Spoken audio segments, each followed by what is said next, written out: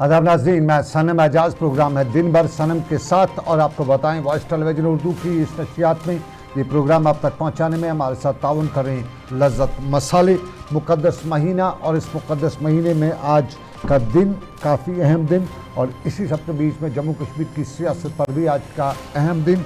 लेकिन इस सियासत के बीच में शाम गए मरकज़ी वज़ारत दाखिला के एक हुक्मनामा जारी हुआ और उस हुक्मनामे को देखने के बाद मालूम हुआ है कि जम्मू कश्मीर इत्तेहादुल मुस्लिमीन पर अगले 5 साल के लिए पाबंदी आयद की गई है।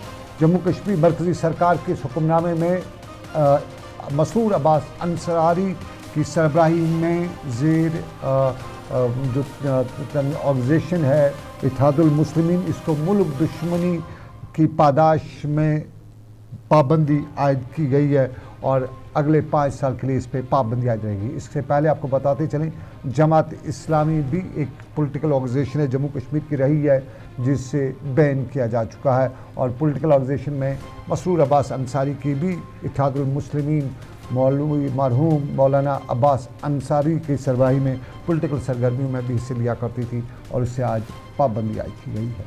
ये मरकज़ी होम मिनिस्ट्री का फ़ैसला। लेकिन अब ज़रा जम्मू कश्मीर के फ़ैसलों पर नज़र। जम्मू कश्मीर की सरकार का आज का बड़ा फ़ैसला।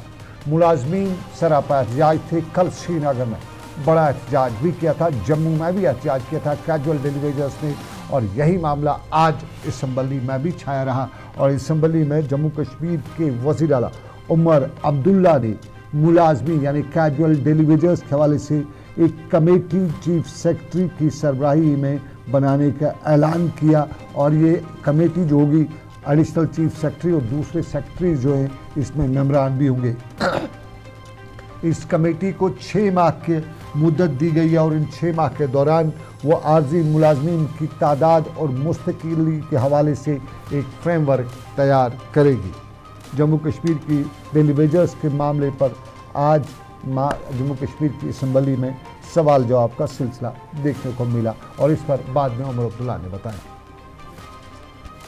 आज एक कमेटी इस हाउस के जरिए से अनाउंस करना चाहता हूं।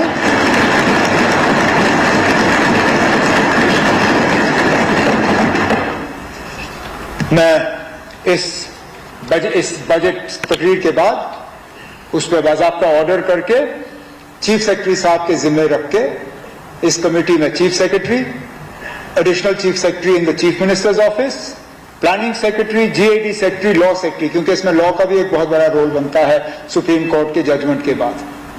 उन्हें 6 महीने का वक्त देके उनसे कहा जाएगा कि 6 महीने के अंदर अंदर बाज़ाब्ता एक फ्रेमवर्क तैयार करें।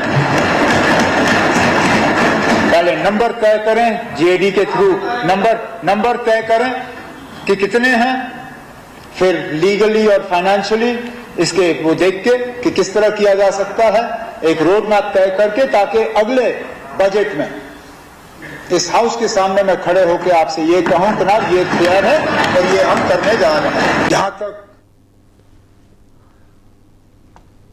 उमर अब्दुल्ला असम्बली में आज मुलाजमीन के हवाले से अगले 6 महीने के दौरान उनका मामला जो है उसकी कमेटी बनाने की बात करती है। लेकिन जम्मू कश्मीर के असम्बली में मुलाजमीन का मामला आज सरफरस्ती रहा और आज सुबह बीजेपी के विक्रम रंधावा ने कल मुलाजमीन के मुजाहरे के दौरान बकौल उनके मुलाजमीन पर पुलिस का जो रोल रहा उस पर उन्होंने सवाल उठाया और उमर अब्दुल्ला ने इस सवाल का जवाब भी दिया। उमर अब्दुल्ला ने इस मामले में सीधा कोरा जवाब देते हुए बताया कि इधर शोर करने के बजाय बीजेपी के लोग अगर थोड़ा सा कुछ किलोमीटर दूर राजभवन के बाहर जाएं तो बेहतर होगा और वहां से उनसे पूछें कि ये पुलिस किन के कंट्रोल में आती है और फिर मामला हल हो सकेगा। उमर अब्दुल्ला ने बताया कि अब जो आर्जी मुलाजमीन हैं उनका मामला इंसानी मामला है और वो उनकी मांगें जायज़ भी हैं। ताहम उमर अब्दुल्ला ने कहा कि पुलिस की तरफ से जो कुछ भी हुआ ये उन्हें समझाने के बजाय या उन्हें बताने के बजाय राजभवन को बताया जाए तो बेहतर है, क्योंकि पुलिस, उमर अब्दुल्ला ने बताया, मेरे कंट्रोल में नहीं है। जहां तक पुलिस का उनके साथ बर्ताव जो रहा उसके हवाले से रंधावा साहब शोर कर रहे हैं, मैं उनको याद दिलाता हूं कि बदकिस्मती से पुलिस के ऊपर ना आपका कंट्रोल है ना मेरा। ये शोर इस हाउस के अंदर करने के बजाय बेहतर होता यहां से कुछ ही किलोमीटर दूर, जहां से कंट्रोल उन पर रहता है, ये बात आप वहां जाके कर लेते कि क्यों मारा। हमारे कहने पे नहीं मारा गया, ना इनके साथ ये बर्ताव होना चाहिए था। हमने नहीं मारा, ये हमारे कहने पे नहीं मारा, ये उधर की बात है, उधर ही बताई गई। इधर शोर को शराबा करने से कुछ नहीं होगा। उमर अब्दुल्ला ने इस मामले पर बताया। लेकिन आपको बताते चले एक और मामला भी था। वो शहीदों की बात आज दोबारा गर्म हुई थी और जम्मू कश्मीर की असम्बली में शहीदों और ख़ासतौर पे 1931 के शहीदों का मामला भी सुनने को मिला। और ये मामला national conference assembly Shaukat Ahmad Ganai ने बताया कि 1931 के शहदा जो हैं सरकार के लिए शहीद हैं और हमेशा रहेंगे।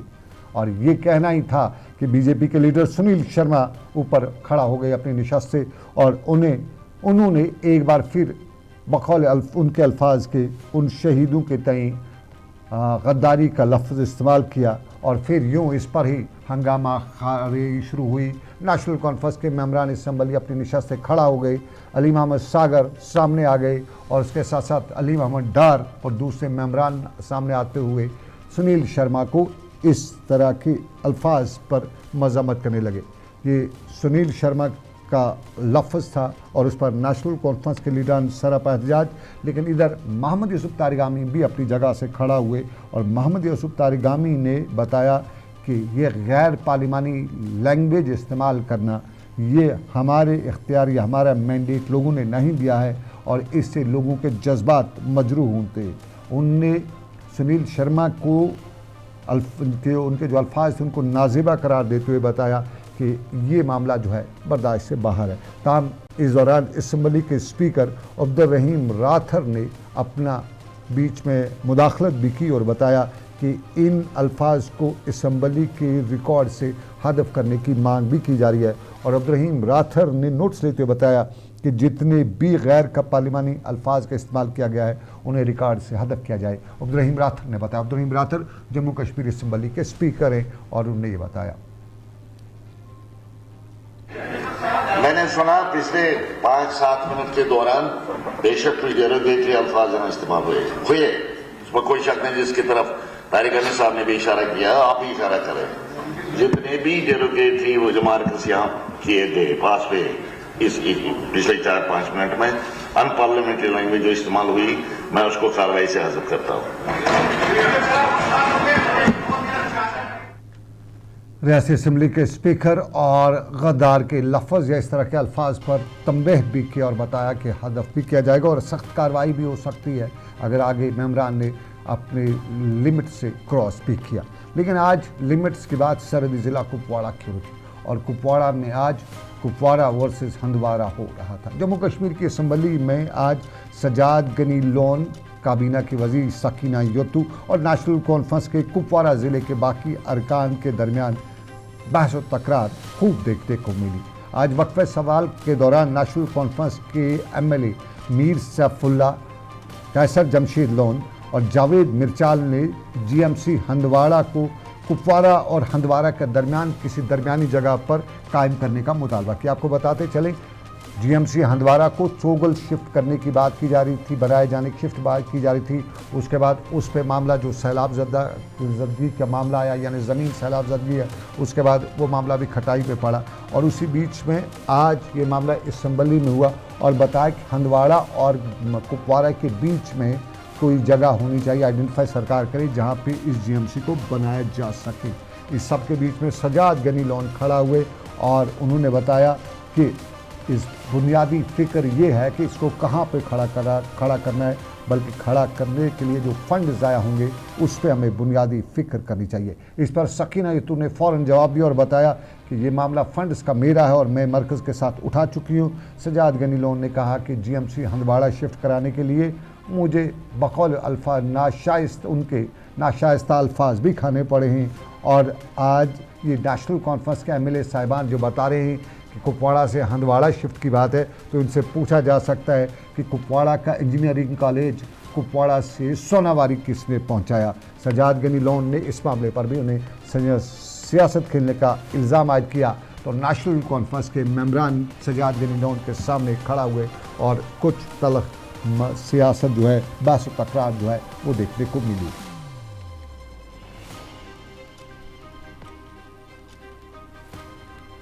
रिलोकेट करना किसी और जगह। मैं ऑनरेबल मेंबर सजाद साहब और जो यहाँ से कैसर साहब ने और सैफुल्लाह साहब ने तो जगह की बात की है, लेकिन सजाद साहब ने कहा है कि इसका टाइमलाइन जो है वो खत्म हो रहा है। लेकिन मैं सजाद साहब को बताना चाहूंगी कि ऑलरेडी डिपार्टमेंट ने गवर्नमेंट ऑफ इंडिया को इसमें चिट्ठी लिखी हुई है ताकि टाइमलाइन जो है वो बढ़ सके, ताकि ये जो इस वक्त इशू है रिलोकेशन का, इसलिए हमने ऑलरेडी हमारी डिपार्टमेंट की चिट्ठी मैंने खुद साइन की हुई है। बहुत देर हो गया वो गवर्नमेंट ऑफ इंडिया को चली गई। हम कोशिश करेंगे कि ये पैसा जो है जाया ना हो सके।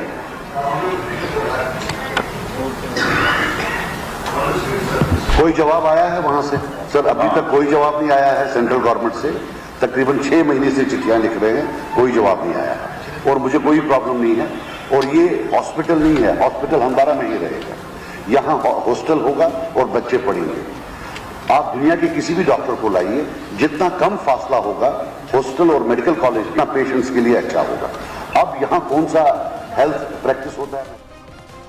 सजाद गनी लोन हंदवारा की बात करे थे, हंदवारा मेडिकल कॉलेज की। हंदवारा मेडिकल कॉलेज कुछ हल्कों से खबर निकल कर के इसको वटाइन टर्न शिफ्ट किया जा रहा है।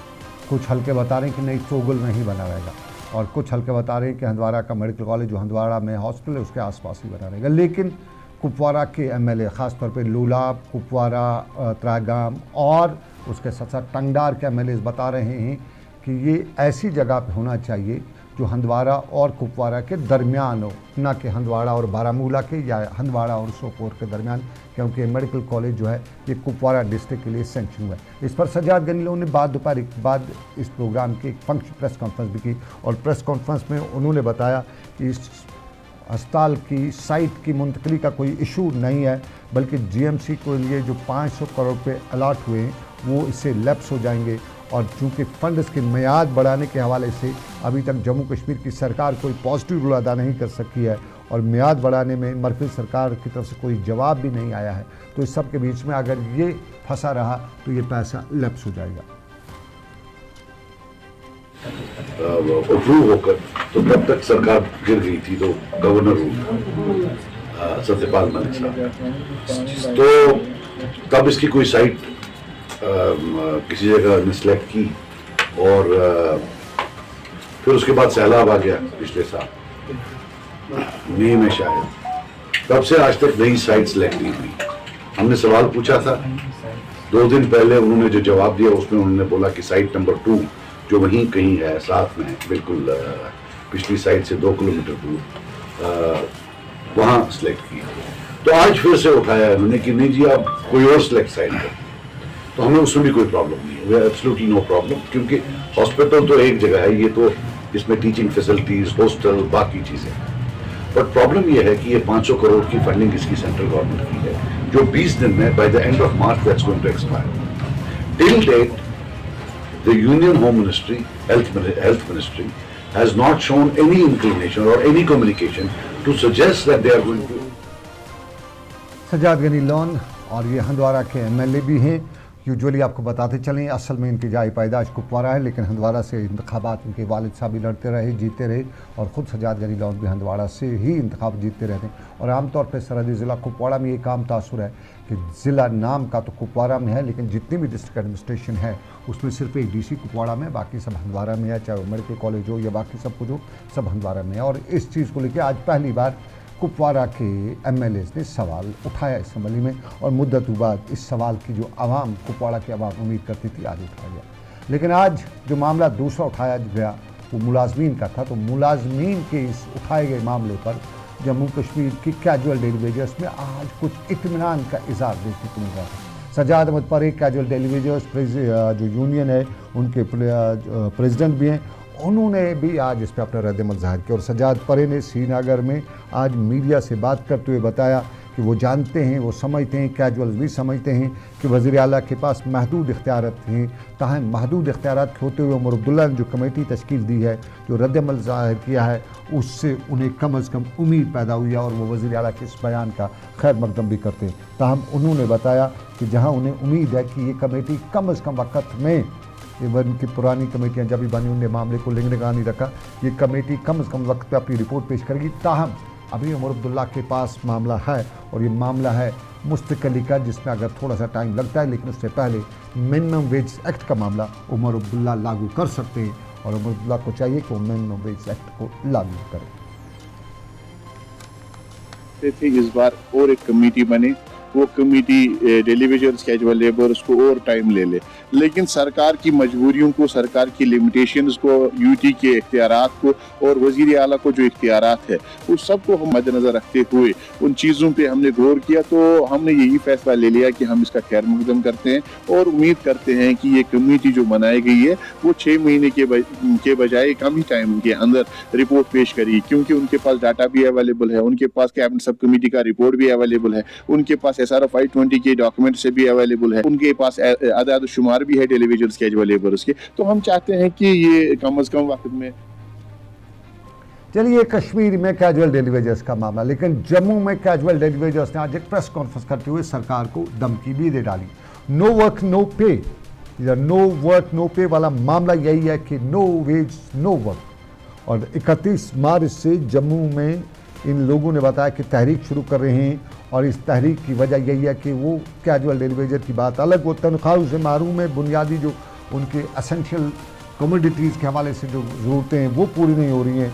और अगर इस माह के आखिर तक ये सारा मुलाजमीन ने मामला जो है, मुलाजमीन का मामला सरकार ने हल नहीं किया, तनख्वाहें उनकी वागजार नहीं की, तो फिर मुलाजमीन नो वर्क नो पे नो वर्क वाले फार्मूला पे काम करेंगे और सरकार पर उसकी जिम्मेदारी होगी।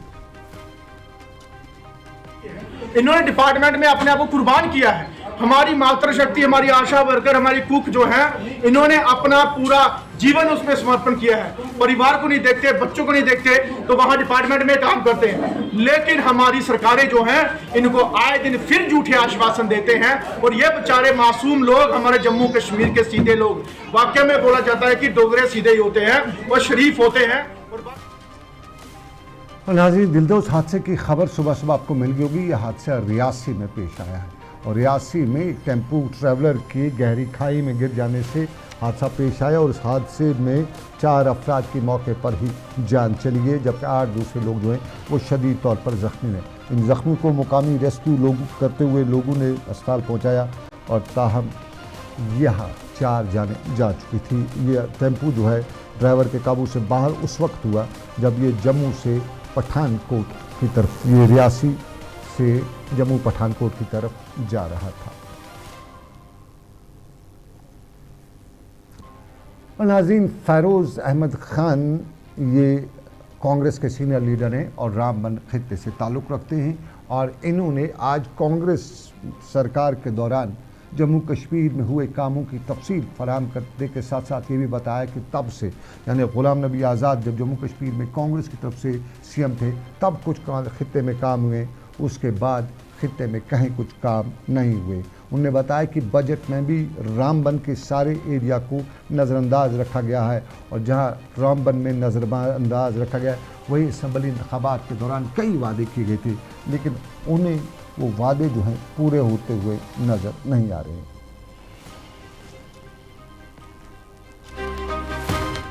है नहीं कहीं पर, बट ये है कि कम से कम 7 साल के बाद एक बजट तो आया है, वरना पहले तो जो दिल्ली में होता था वो आज वैसे ही यहाँ पर किया। आप देखेंगे कि बिजली की बात थी, अगर जो एनसी ने अपने मैनिफेस्टो में दिया है, सुप्रीम कोर्ट में भी गाइडलाइन है कि आपको कम से कम वो तो पूरा करना है। अब AY कितने हैं एक पंचायत में या एक डिस्ट्रिक्ट में कितने होंगे, कम से कम मिनिमम BPL कैटेगरी तक बिजली फ्री, राशन की बात जो इनने की थी और भी जो बाकी सिलेंडर की बात की थी, कम से कम बिलो पॉवर्टी लाइन वालों को, पर्टिकुलर BPL वालों को कम से कम उस कैटेगरी में लेना था। इसके बाद आप बजट की बात। नाज़रीन, कश्मीर के हालात की बात करें तो कश्मीर के हालात में अब की बार हमारा जो इन्वायरमेंट है उसकी जो मार पड़ने वाली है उसका अंदाज़ा दुनिया जानती है, हम सब भी जानते हैं, लेकिन उस मार से बचने के लिए तदाबीर में सबसे बड़ी तदबीर है हमें पेड़ लगाने। और पांपोर में भी आज पेड़ लगाने का सिलसिला जो है वो देखने को मिला। पुलवामा के पांपोर में आज बाज़ाब्ता तौर पर शजरकारी के हवाले से एक तकरीब मुनक़्क़द की गई थी और डिग्री कॉलेज में आज हॉर्टिकल्चर डिपार्टमेंट, इको क्लब और NSS यूनिट की तरफ से शजरकारी मुहिम चलाई गई और इसमें कॉलेज तलबा, मुकामी लोग और अमले ने भरपूर हिस्सा भी लिया। यहाँ GDC principal professor Sofia Khalil भी मौजूद रही और उन्होंने शजरकारी की मुहिम या अहमियत पर जोर भी दिया। बच्चों में भी आज शजरकारी के हवाले से काफ़ी जोश खरोश देखने को मिल रहा था और हमारे बच्चे अब ये जान चुके हैं पेड़ हमें लगाने हैं, पेड़ बचाने हैं और ये अब आवाज़ें हर जगह से आ रही हैं ताकि हम अपने माहौल को बचा सकें। प्लांटेशन ड्राइव हुई। प्लांटेशन जो है वो हमारे लिए बहुत इम्पोर्टेंट है, हमारे क्लाइमेट के लिए, हमारे एनवायरनमेंट के लिए बहुत ज़रूरी है। अगर हम प्लांट्स ज़्यादा से ज़्यादा प्लांट्स लगाएंगे तभी जाके हमारा जो माहौल है वो ठीक रहेगा। हमें क्या करना चाहिए, हमें अपने एनवायरनमेंट को ग्रीन बनाना चाहिए, हमें ज़्यादा से ज़्यादा एफॉरेस्ट्रेशन करनी चाहिए, डिफॉरेस्ट्रेशन नहीं करनी चाहिए, ताकि जो प्लांट्स होते हैं वो कार्बन डाइऑक्साइड को एब्जॉर्ब करते हैं। और नाजरीन, चलते चलते थोड़ा सा पाकिस्तान का हाल अहवाल भी बताते चलें। पाकिस्तान का फ़ौजी सरबरा आसिम मुनीर है, यूँ कहें असली सरबरा वहाँ का डिक्टेटर आसिम मुनीर है। नवाज शरीफ के जो गुरखे हैं उनको यूँ ही सामने रखा हुआ है, असल पीछे वही चला। तो आम तौर पर पाकिस्तान में अवाम हो, पाकिस्तान की ख़वातीन, पाकिस्तान के मर्द ज़न, पाकिस्तान की मीडिया और सोशल मीडिया को मॉनिटर करने के बाद यही मालूम होता है कि वही कराम, वही पुराने करतब वहाँ पर एक बार खेले जा रहे हैं। और उस सब के बीच में जहाँ पाकिस्तान में दहशतगर्दी के वाक़ात बराबर बढ़ते जा रहे हैं और पाकिस्तान की फ़ौज दहशतगर्दों से मुकाबला करने के बजाय अपनी आवाम से ही मुकाबला करती है, लेकिन आज पाकिस्तान में बलूच आर्मी जो दहशतगर्द तंजीम है उन्होंने पाकिस्तान की एक ट्रेन को ही अगवा कर दिया है। बाद दोपहर खबरें यही आई कि पाकिस्तान की जो क्वेटा एक्सप्रेस है उसको बलूच आर्मी ने, जो वहाँ की मिलिटेंट या यूँ कहें दहशतगर्द ऑर्गेनाइजेशन है, उनने अगवा कर लिया है और 100 से ज़्यादा अफराद जो हैं उन्हें यरगमाल बनाया हुआ है। फ़ौज के कुछ जवान मारे जा चुके हैं, लेकिन साफ तौर पे, आम तौर पे यही बताया जाता है कि ये जो जितनी भी मिलिटेंट ऑर्गेनाइजेशंस हैं पाकिस्तान में या टेररिस्ट ऑर्गेनाइजेशंस हैं, इनके पीछे पाकिस्तान की आर्मी ही होती है और ये पाकिस्तान में जब हालात कुछ ज़्यादा ही फ़ौज के ख़िलाफ़ हो जाएँ तो इस तरह के वाक़ात होते हैं। हो सकता है आज भी इस ट्रेन के अगवा के पीछे भी मुनीर, जो आसिम मुनीर है, उसके ही गुरके हो सकते हैं, क्योंकि दुनिया में ऐसा कहीं कुछ कम नहीं होता है जैसा पाकिस्तान में देखने को मिलता है। तो नाज़रीन, ये था हमारा आज का दिन भर। आज के दिन भर से बस इतना ही। उम्मीद के साथ आपसे लेंगे इजाज़त। रब्बे कायनात की मर्ज़ी, फिर करेंगे आपसे मुलाकात। रखिए ख्याल अपना। अल्लाह हाफ़िज़।